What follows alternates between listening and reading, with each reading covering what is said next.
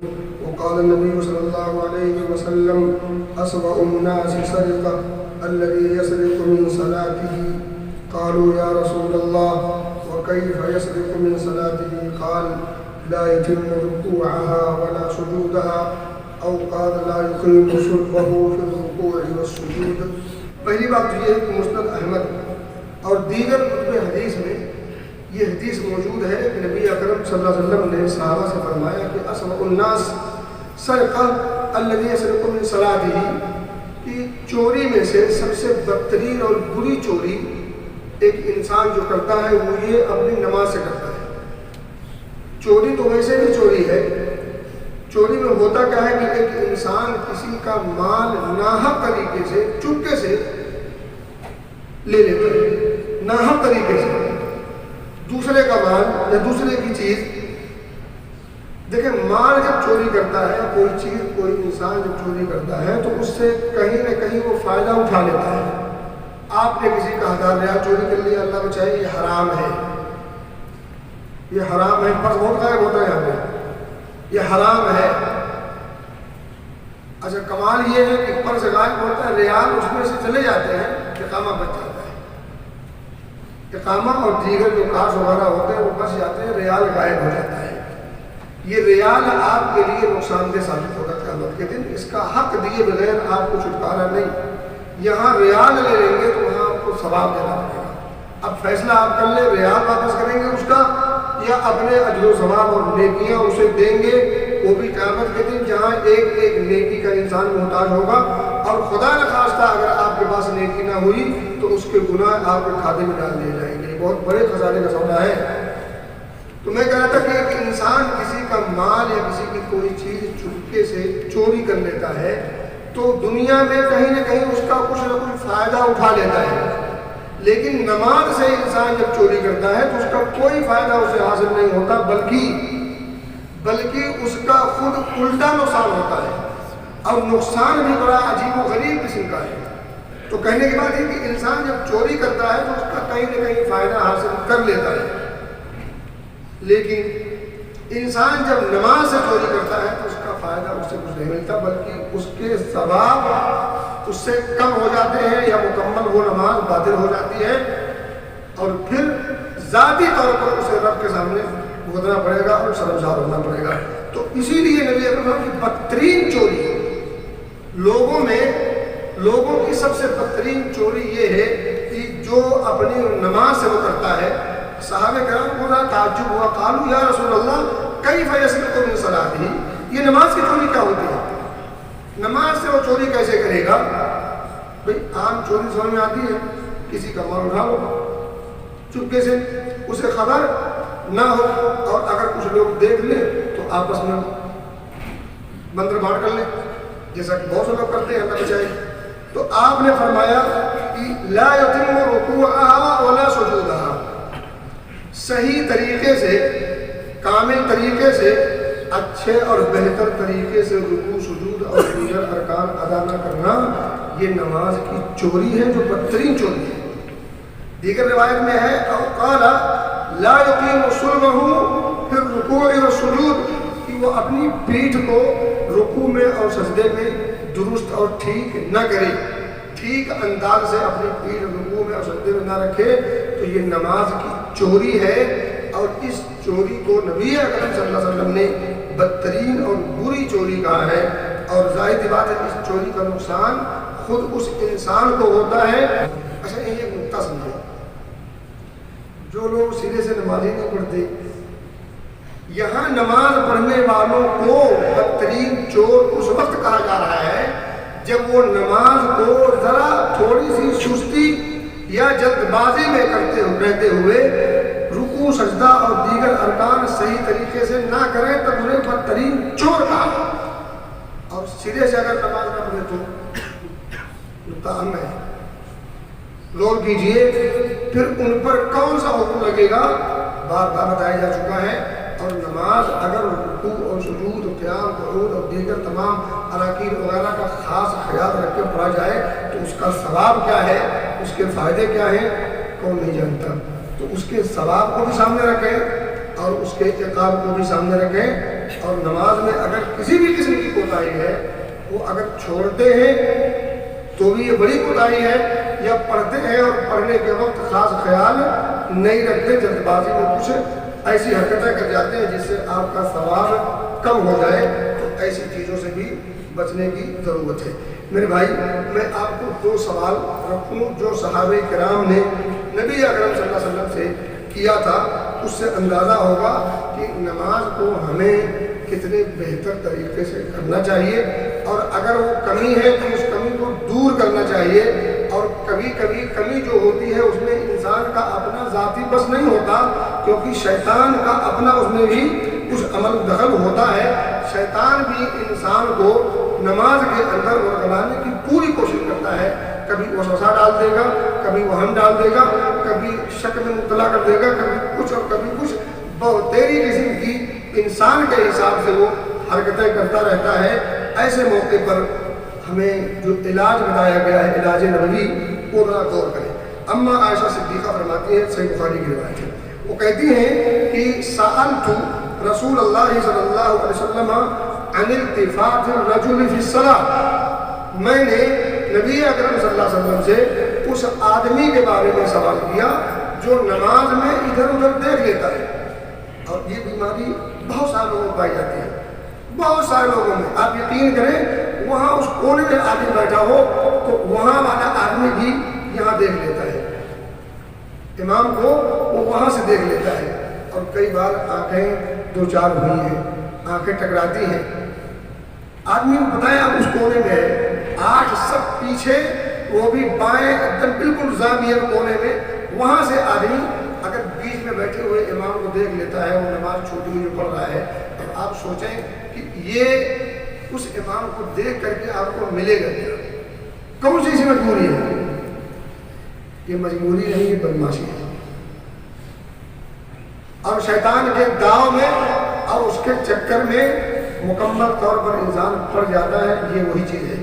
اب ذرا سنیں، کہتی ہے کہ سألت رسول اللہ صلی اللہ علیہ وسلم عن التفات الرجل فی الصلاۃ، ایک اس آدمی کے بارے میں سوال کیا جو نماز میں ادھر ادھر دیکھ لیتا ہے، دائیں بائیں۔ فقال، تو آپ نے فرمایا، لغو دیجیے، انما ہوا اختلاس، یہ اچک لینا ہے، یہ ایک اچک ہے۔ آگے جو جملہ ہے، یختلسہ الشیطان فی من صلاۃ العبد، انسان کی نماز میں سے شیطان اچک لیتا ہے۔ اب یہ اچکنا کیا ہے؟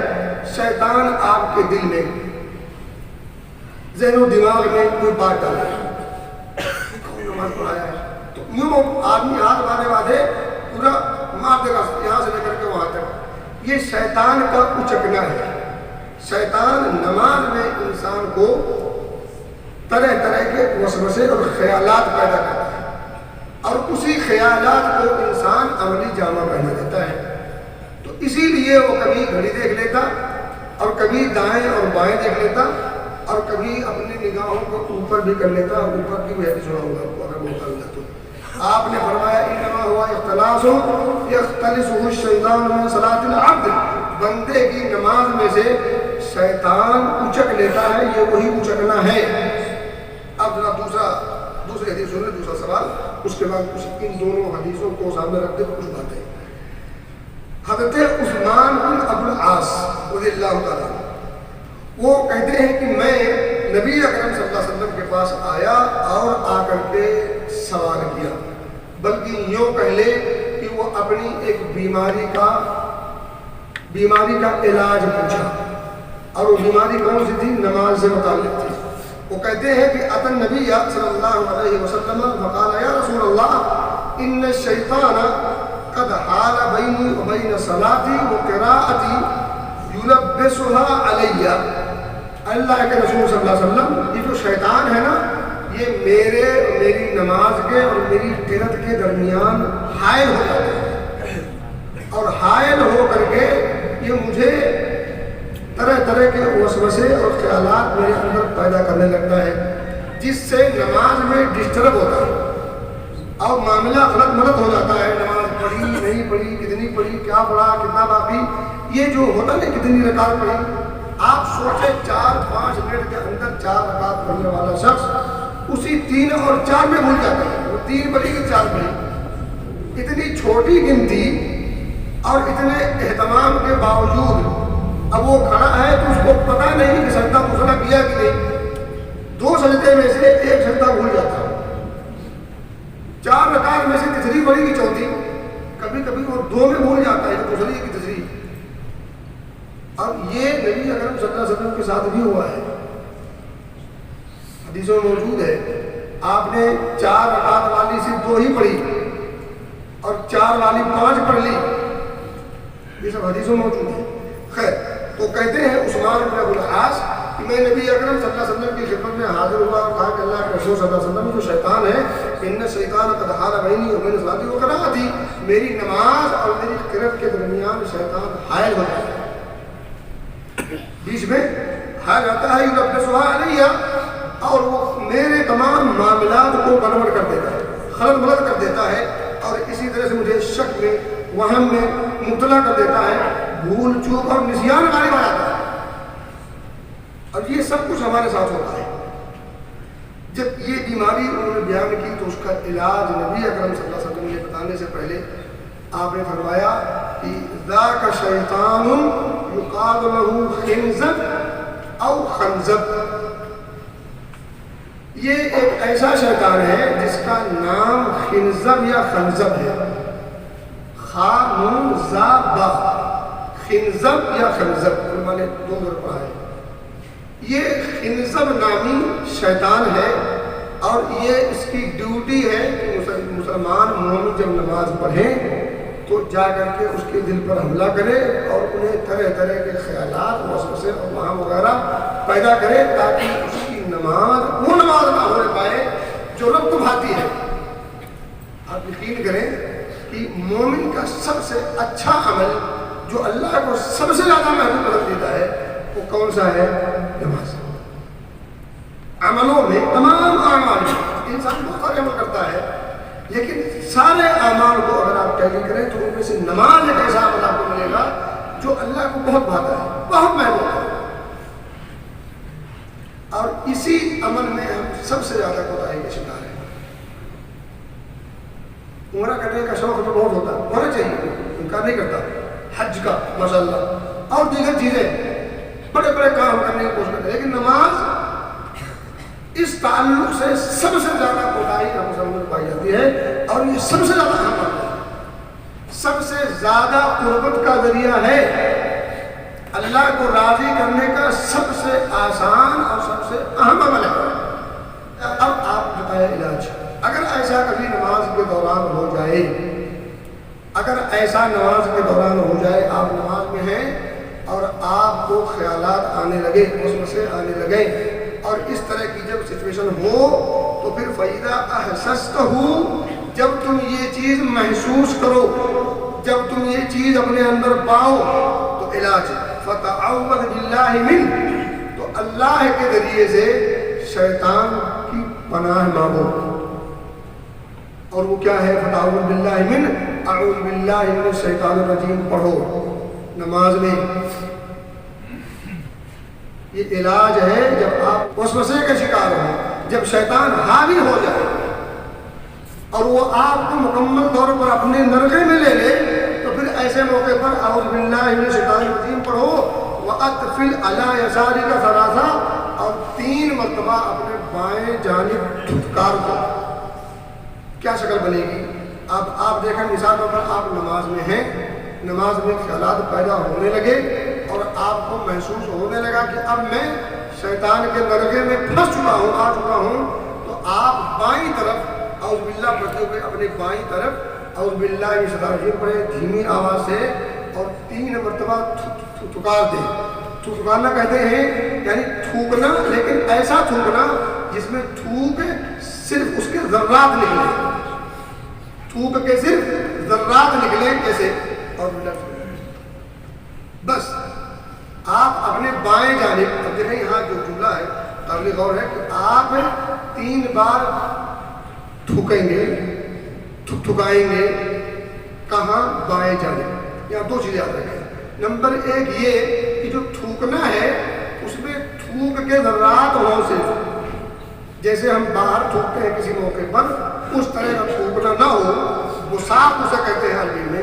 تو بساق نہیں ہونا چاہیے, طفل ہونا چاہیے. طفل کہتے ہیں کہ تھوک کے کچھ اثرات, کچھ ذرات آپ کے ذریعے سے منہ سے نکلے, اور وہ بائیں جانب کرنا ہے. پہلی بات, بائیں جانب کیوں کرنا ہے؟ نبی اکرم صلی اللہ علیہ وسلم کی طب نبوی دیکھیے, آپ نے بائیں جانب کیوں کہا؟ کیونکہ شیطان بائیں جانب سے انسان پر حملہ کرتا ہے. اور بائیں جانب سے حملہ کیوں کرتا؟ کیونکہ دل بائیں ہوتا ہے. کیونکہ دل بائیں ہوتا ہے. کب بتایا آپ نے؟ ٹیکنالوجی کا کوئی وجود نہیں تھا, تصور نہیں تھا. دل بائیں ہوتا ہے, شیطان بائیں سے آتا ہے. نبی اکرم صلی اللہ علیہ وسلم اس کو ذلیل کرنے کے لیے, اس کو اپنے سے دور کرنے کے لیے کیا کہا کہ آپ اعوذ باللہ من الشیطان الرجیم پڑھو. کیونکہ دیکھیں دلوں پر کنٹرول صرف اللہ کا ہے, اللہ سے, اللہ کے ذریعے سے. کیونکہ اللہ رب العزت کے علاوہ کوئی اور یہ کام نہیں کر سکتا. چھوٹی چھوٹی حدیثوں میں معمولی مسائل کے دوران اللہ رب العزت کی قدرت کی کاریگریاں دکھتی ہیں, لیکن دیکھنے والی آنکھیں چاہیے, بصارت کے ساتھ بصیرت ہو, کلمے پر پکڑ مضبوط ہو, تو پھر یہ سب چیزیں ہونے آتی ہیں. اعوذ باللہ من الشیطان الرجیم پڑھنا ہے, کیونکہ اللہ کے علاوہ کوئی اور کے بس کا یہ روگ نہیں ہے. نبی اکرم صلی اللہ علیہ وسلم سکھا رہے تھے, آپ خود کہہ سکتے تھے کہ میرا نام لے لیا کرو, کہہ سکتے تھے. اگر ایسا سچ ہوتا, اگر اس میں جان ہوتی, اگر یہ چیز فائدہ مند ہوتی, بطور علاج آپ کہہ سکتے تھے اور باللہ کے بجائے کہ تم ٹھیک ہے میرے نام کو لے کر کے اس شیطان سے بچاؤ کا اور اس سے تحفظ کا سامان پیدا کرو. لیکن آپ نے کہا کہ اعوذ باللہ, اللہ کا نام لیا, کیونکہ اللہ کے علاوہ کسی اور کے بس کا روگ نہیں ہے. تو آپ نے بائیں کہا. دوسری بات ہے کہ آپ نماز پڑھ رہے ہوں, سب میں ہوں, مسجد میں ہوں, سب کے ساتھ ہوں, اب کیا کریں گے؟ پہلی بات تو یہ ہے کہ اگر ایسی چیز کا احساس ہو اور آپ نماز میں ہوں اور آپ کے بائیں لوگ ہو, ظاہر بات ہوں گے, تو ایسی صورت میں علماء کہتے ہیں کہ صرف اعوذ باللہ پڑھ لیں. اور اگر آپ اکیلے پڑھ رہے ہوں, بالخصوص گھر میں ہوں, نوافل کا اہتمام عموماً گھر میں ہی ہوتا ہے, آپ گھر میں ہوں تو ایسی صورت میں اگر کوئی چیز ہو تو آپ بائیں جانب جھکا بھی دیں, لیکن جھکانے وقت یاد رہے. ہاں, علماء نے ایک بات اور لکھی ہے کہ اگر آپ کو محسوس ہوتا ہے اور یہ چیز محسوس ہوتی ہے لیکن آپ کے بائیں جانب کوئی آدمی ہے, تو آپ اپنے رومال میں, اپنے ایسی طرح کوئی چیز ہو یا اپنے کپڑے پر ایسے انداز میں کہ آپ کے بائیں جو بھائی ہے اسے کوئی تکلیف, کوئی اذیت, کوئی کراہت محسوس نہ ہو. کیونکہ آپ جھکیں گے تو بائیں جو آپ کے ہیں اسے کراہت محسوس ہوگی, اسے تکلیف ہوگی, اذیت ہوگی. تو کسی مسلمان کو اذیت دینے کی گنجائش ہرگز نہیں ہے. تو ایسی صورت میں آپ کے پاس مندیل ہے, مندیل نکالیے اور 3 مرتبہ اسے کر کے جیب میں رکھ لیجیے. تو بہرحال یہ سب علماء نے اقوال لکھے ہیں. تو ان دونوں حدیثوں کو اچھا آگے دیکھیں صحابی رسول کیا کہتے ہیں, ففعلت ذلك, اس طریقے نبوی پر, اس علاج نبوی کو میں نے اپنایا, پر عمل کیا. فأذهب اللہ عنی, تو اللہ رب العزت نے مجھ سے یہ بیماری ختم کر دی. بیماری ختم کس نے کی؟ فأذهب اللہ عنی, اس نے میرے اندر سے یہ جو بیماری تھی, یہ جو کمی تھی, جو شیطان کا حملہ تھا, اس حملے سے اللہ نے مجھے بچا لیا. پھر اس کے بعد پھر نماز میں ایسا وسوسہ, ایسے خیالات, ایسے وہم اور پھر ایسی گنجوک, اس طرح کی چیزیں پھر نہیں ہوتی تھی اور نہیں آتی تھی. ان تینوں حدیثوں کی روشنی میں ہمیں اور آپ کو جو معلوم ہو یہ کہ نماز کے جو اراکین ہیں, جو آداب ہیں, اس میں جو اعتدال ہے, جو اطمینان ہے, جو سکون ہے, اس کا خاص خیال رکھا جائے. اور نماز میں دائیں بائیں اوپر ادھر دیکھنے کی ضرورت نہیں. اس سے نماز دیکھیں, دائیں بائیں اگر آپ دیکھتے ہیں, اگر پورا جسم اگر تحویل ہو جاتا ہے, پھر جاتا ہے, تو اس میں لمبی جوڑی باتیں ہیں. لیکن اگر قبلے سے اس کا رخ ہٹ جائے, قبلے سے اگر اس کا رخ ہٹ گیا تو پھر اس کی نماز باطل ہو جائے گی, اس کی نماز باطل ہو جائے گی. اچھا ایک بات اور دیکھیں کہ جب آپ نماز میں التفات کرتے ہیں، ادھر ادھر دیکھتے ہیں، ادھر ادھر دیکھنا دو طرح کا ہوتا ہے، ایک تو جسم سے ہوتا ہے جیسے ادھر ہو گئے ایسے ہو گئے، ایک دل کے خیالات ہو جاتے ہیں. آپ یہاں ہیں پورا کراچی گھوم رہے ہیں دلی کی سڑکوں پر، اب پوری سطح کی چیزیں آپ کو ذہن دماغ میں آ رہی ہیں، آج یہ ہارا وہ جیتا، اس نے یہ کیا اس نے وہ کیا، سارے خیالات میں یہاں ہوں میرا دل مدینے میں ہے. تو کبھی کبھی اس طرح کا التفات ہوتا ہے. اس طرح کے التفات پر بھی علماء نے دو باتیں کی ہیں.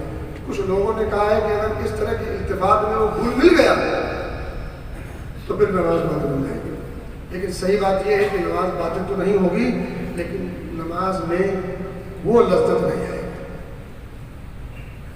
نماز میں نقص لازم آئے گا، ثواب کم ہو جائے گا، نماز ناقص ہو جائے گی، وہ کمال حاصل نہیں ہوگا.